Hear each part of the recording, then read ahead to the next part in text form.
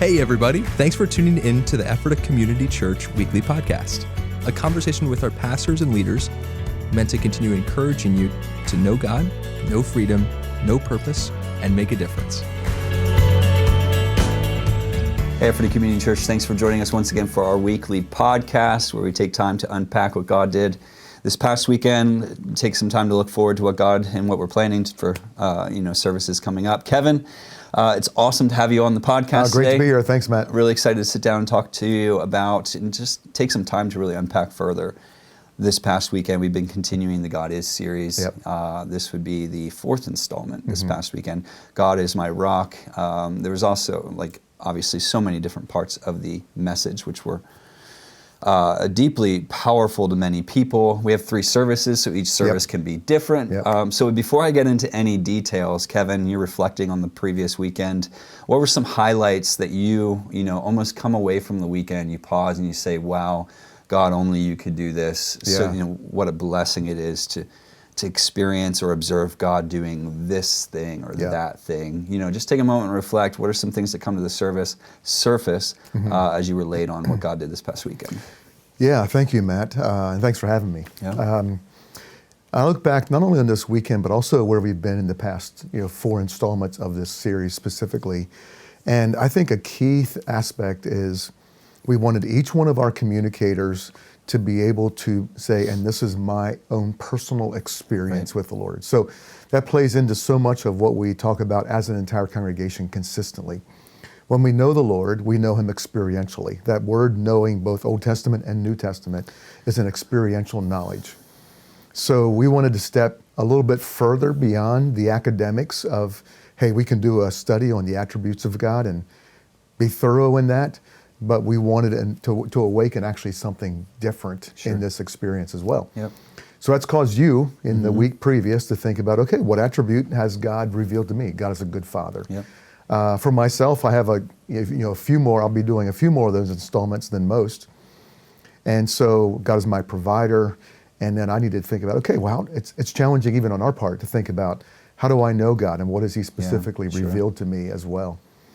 And so to be able to communicate even this past weekend in a world that is absolutely full of insecurity, to say, God's my rock, and I don't know. There's so many things, election and the condition of the world and secular humanism. The list goes on, and false religions. I don't know. I don't know, but I know. I don't know how. But I do know that God is my rock, and He just has proven Himself over and over. And it was fun to kind of share with the congregation. I feel like I live in a place where I'm constantly pushed beyond my own skill level. So there's a part of it that is actually normal, even though 2020, 21, and 22 were kind of exceptions. Yeah. There's a place of normal living that is beyond my own skill, where I just live with that place that I know God's my rock and my strength. But then even the revelation that David came to, which I thought was one of the most significant, was He's not a rock, a refuge. Hey, if you get in some trouble, that passage in Psalm 18 is so incredibly personal to Him. It's His rock. God is my rock. And He does later on, I think it's in verse 29 or 30, right about there, where He says, He does identify God as a rock. Yeah. But man, He begins with very, very deep and personal revelation. I love you, my Lord, my rock, my salvation. It is just as personal as you can possibly imagine. Your message really invited the congregation into that, of course. It's not just saying, here's how I've experienced God. The whole point of this series is to display a personal connection to who God is, a testimony of how God has shown up in that way. But the point of testimonies isn't just to highlight, here's how I encounter God, but it's to display who God is so other people can go to Him and expect the same and ask for God to reveal the same. And so people were invited into that. Did you have, were there moments where you were connecting with people that it seemed like God was ministering that way to people? Yeah, for sure. We are a congregation that loves victory. We are a charismatic, God is alive, He's well, He brings victory, He gives breakthrough. Right. So we love that. The nature of testimonies most often is highlighting the breakthrough. As a pastor, as both of us as pastors, we are probably more aware than what the testimonies even communicate of the journey of getting to that point. Correct. And God works in the journey. And sometimes, man, the journey is just long and it's hard.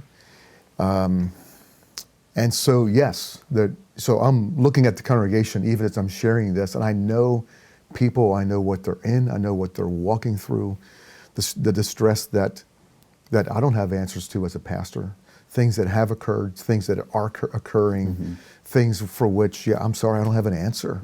I wish I did. I wish I had a way of just kind of, wiping the slate clean, making it all right. And so for people to come to the place, of course, that word in Psalm 18, in my distress. Yeah. And I love David's language. I'm grateful he is so expressive in his language. The cords of death entangled me, the torrents of destruction. You think this North Sea waves that just you can't find your way out of. And man, and people live there. Yeah. And people are living there now. And just simply to acknowledge that God's even in that journey and reveals himself in that journey is, I hope and think, healing to people. Not only is there hope and healing to people that they can expect to encounter God there, you actually made a point to help people realize the only reason we know these attributes about who God is in this regard is because it takes these distressful experiences to almost look for God to show up in that way. Yep. Or we're like, this isn't good, therefore we turn to the Lord, or we have an expectation, or his word says, or maybe the situation we face, all of a sudden we're more aware of what the promises of Scripture are relative to those situations. Right. But the revelation of God is discovered in distress, or it's often distress that surfaces that revelation. Did you find that really helping, like, the light go on in people's minds? Yeah, well, I certainly hope so. Yeah, sure. And I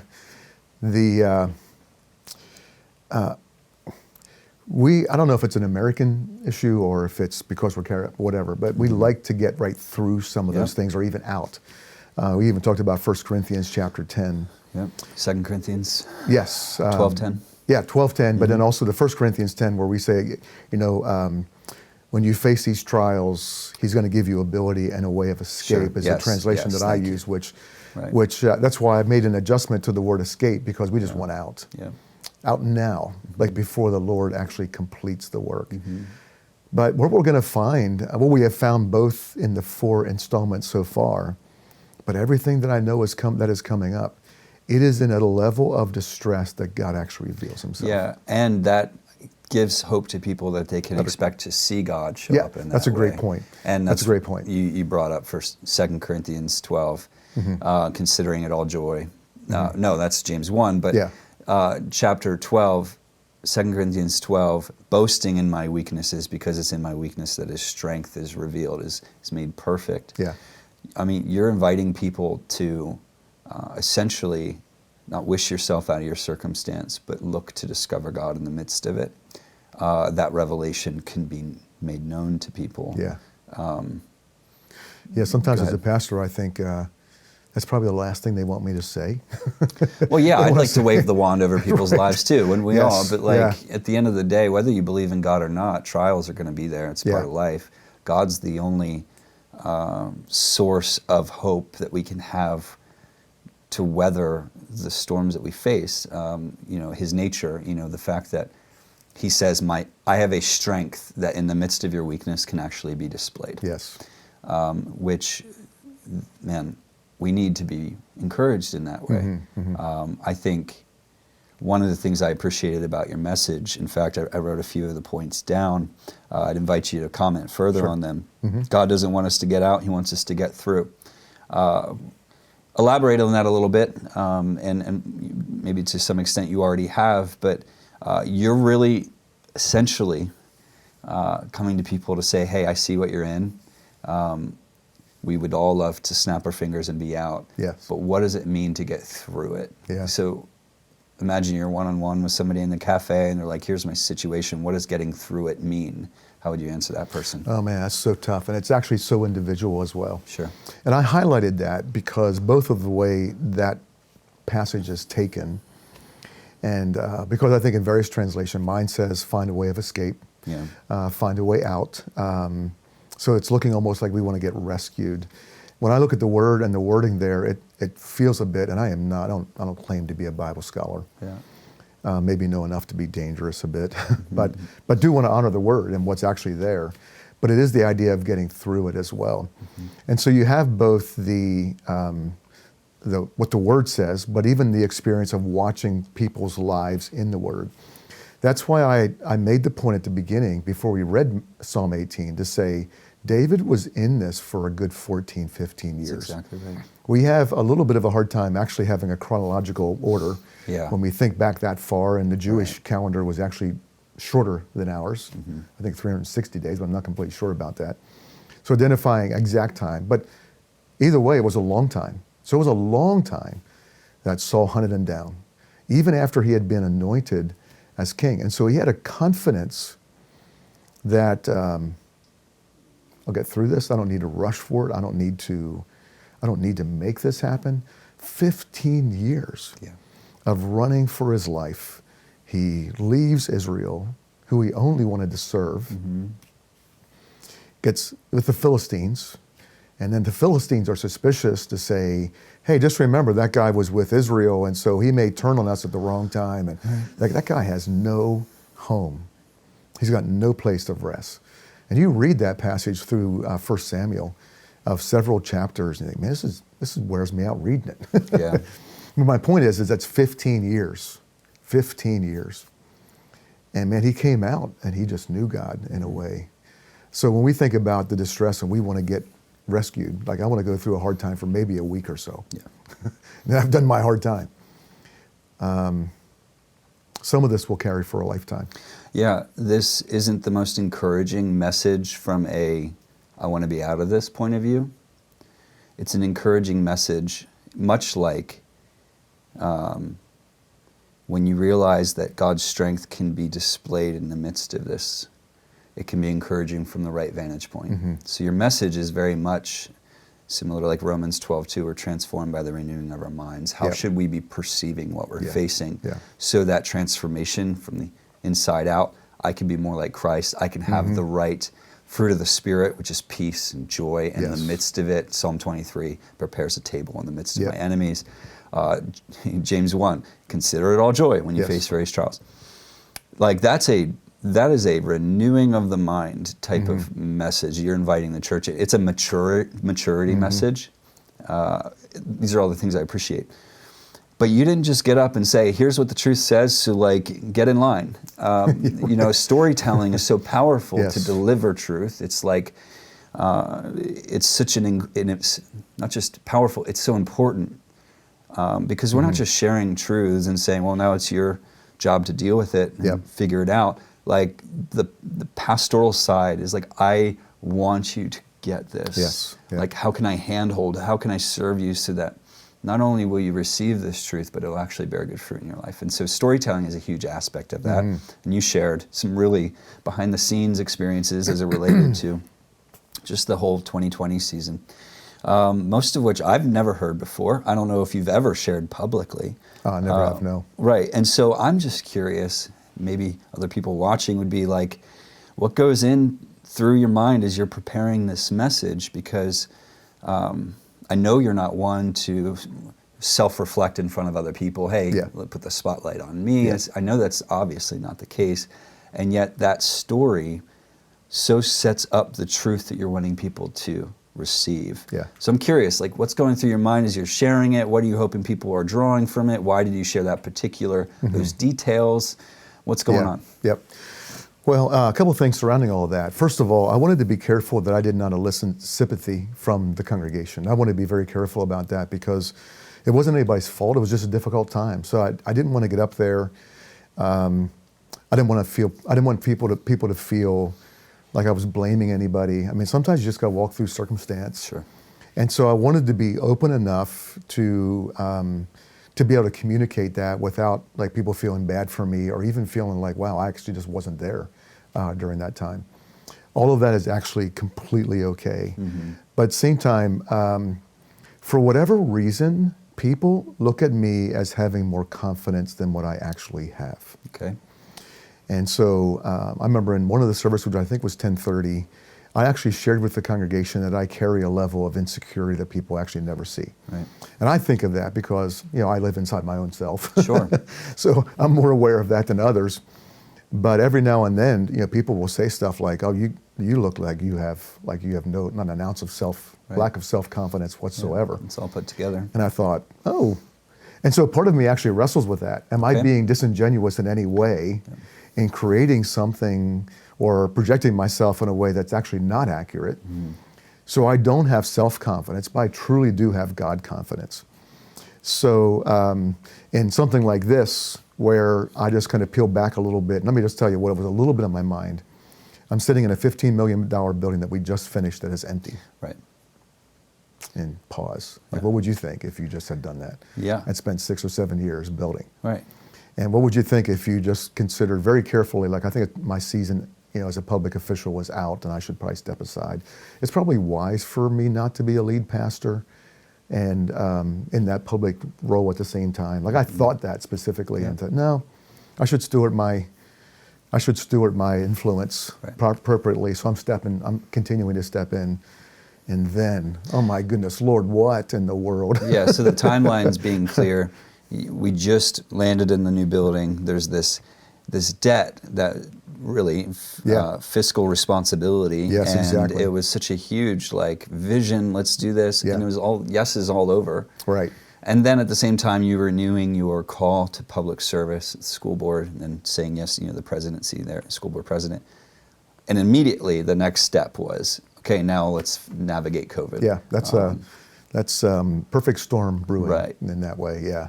Yeah. And so that was just simply enough. Even so, I wanted to be careful going in, because sometimes when you go through hard time, like one of the things that we do as pastors is we've got to make sure that what's going on inside here is well and healthy. So there would have been times I could have shared some things about that actually would not have come. It would not have been from a served the church well. Right. It would not have been from a healed perspective. Yep. And I think I'm 95% healed. I'm not completely sure, but I think I'm in a place where I can talk about those things and really honestly, with all honesty and integrity, say, listen, it's okay. It was just a hard time. It's not that you weren't sharing it with anybody. It's you had people. You weren't alone in it. Yeah, you were processing. You were navigating it the way you needed to. So it's not like this is the first time anybody has ever heard of this. Sure. Yes. You had the right people around you to serve and strengthen and minister to you what you needed. It was just the first time that you're in a healed position to reflect back and say, here's who I've discovered God to be in the midst of this experience. Yeah. And essentially saying, and you can experience God in the same way in your experience. Exactly right. Yeah. It's powerful. There was one line that, as I listened to your message, that seemed to really peak in just the powerful moment of it. Obviously, all the truths they're all important and powerful, but there was this moment that you said this, where you're talking about your time with the Lord and how just you pray all the prayers and then you're still before God without any words. Yeah. And then you said this, that you're just hoping that God is able to translate silence. Yeah. Well, one, there's a couple of things that I felt in that moment. One was just just on behalf of the congregation, I felt people were empowered in their moments of, I don't have words, and they could check the box that's still, we can validate that as effective prayer before God. If He can translate tongues and you have no idea what you're even praying in tongues, surely He can translate the posture of the heart. Yes. And so you're empowering people in the midst of, because there can be pressure. I got to pray the right prayer, or maybe things are going wrong because I'm not praying the right prayers. Like, no. Posture yourself before the Lord. Yeah. Anyway, I want to turn it back over to you and hear more from you. Like, I felt that was an incredibly powerful moment, but I would love to hear more from you. Like, was that just a one-time moment that you found yourself without words? Was that months of time that you're like, no, I have no idea. Like, it was a stepping, because you mentioned you get back up and it's everything to put one foot in front of the other. Was it just one time you found yourself without words? Was it a season of time? Is it still happening? Like, man, let's get to know our pastor a little bit more. What was that like? Well, first of all, I'd mention a couple of things. I am probably less verbal than most people. I talk as much as I do because I have to. So I'm not, I mean, some people will sit before the Lord and they can spill out, and I'm just not that way. So I'm a little bit less verbal than most as well. And I have noticed when people go through a hard time that when they don't feel like they know what to say or how to pray, they actually avoid the Lord. They actually step aside as well. And I do think there's a posture where you can just simply, Lord, I'm here with you, and I'm here for you. I know that you are here for me as well. I don't know what to say. I don't even know what to ask for, but just simply the action of taking time and being before the Lord. Again, He knows all, and that thing of simply sitting in silence. Yeah.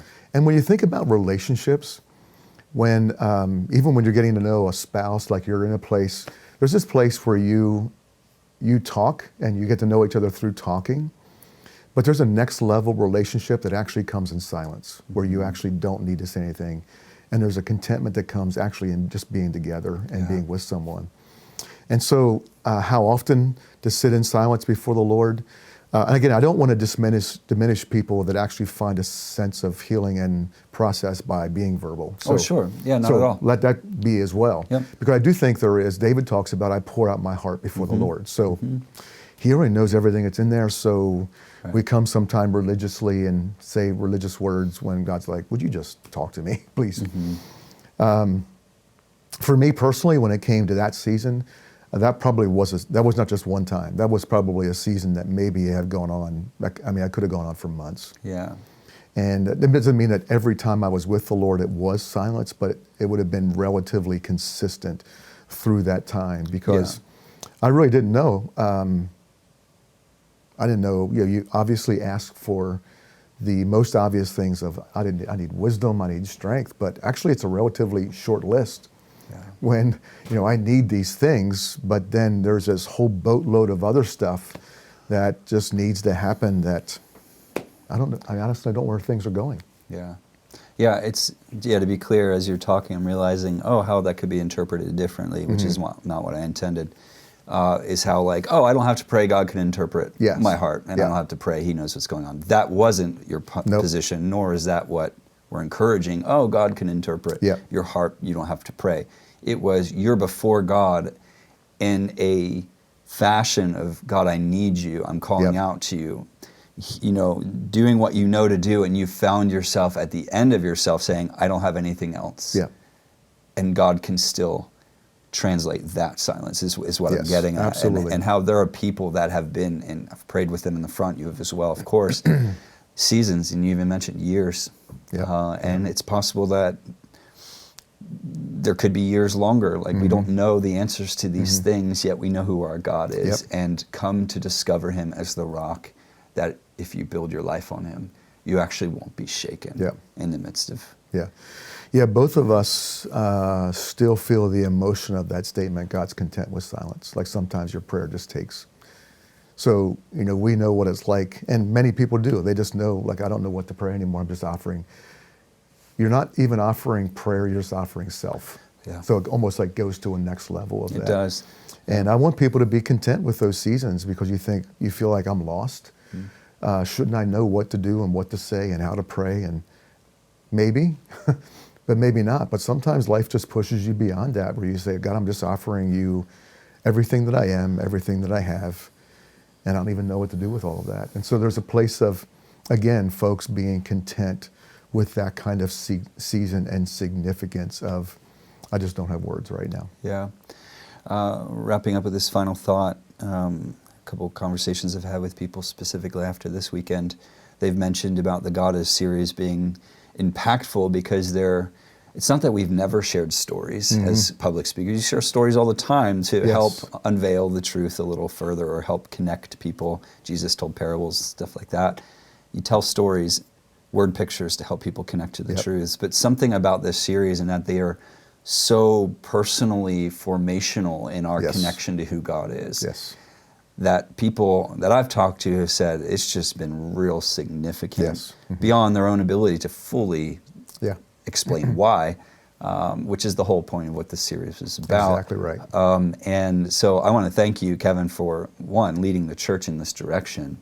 I was blessed to have the opportunity to share. I know that as you're sharing out of these truths, man, it's such an honor to be able to, what a privilege it is to communicate to the church, here's who our God is. Like, it's an incredibly blessed and privileged opportunity to do it. So thank you for doing it. This coming weekend, continuing the series, who's coming up this weekend? So we have this guy named Wesley Seacrest, who is actually on the platform this coming weekend. And he is going to be speaking on the topic, God is my healer. Nice. And I don't know, I mean, first of all, I'll leave the message to him. I don't know all that's going to go around all that, but I don't know that he's talking about physical healing. Okay. I think he's talking about the emotional healing that God brings when you walk through a difficult time. Okay. And he meets you in that place and brings wholeness and health and strength out of that. And again, there have been probably more tears on the platform as we've shared these very personal stories through this series, and I don't think that's going to stop. Right. You know, I mean, there's times for things that we have done of, you know, the very applicable, hey, here's 3 things that you can do to walk with the Lord and more closer. Yeah. But this is just a different season. And again, I just would remind everybody, it comes out of Psalm 27, verse 4, to gaze upon the beauty of the Lord. Yeah. So we're, you know, opening up our lives in a way maybe we don't always do, but it's to direct it to Him. And man, look at how good our God is. Yeah, it's not so much teaching, it's about impartation. Yes. It's about displaying and gazing on God. It's so powerful. I'm looking forward to hearing Wes this weekend. Thanks, Kevin, for the time today to take just unpacking what God did. Thank you guys for tuning in. I hope to see you this coming weekend at one of our services and to connect with you next week in our podcast. Till then, God bless. Hey, thanks again for joining us today. We hope that you've been encouraged by listening. You can listen to previous episodes, find additional resources, and of course, learn more about us at EphphatahCommunityChurch.com.